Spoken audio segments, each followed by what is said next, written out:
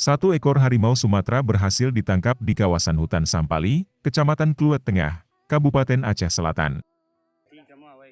Petugas dan warga memasang perangkap setelah keberadaan harimau tersebut menyerang 3 orang warga. Kandang perangkap sengaja dipasang untuk mengatasi gangguan satwa dilindungi di wilayah itu.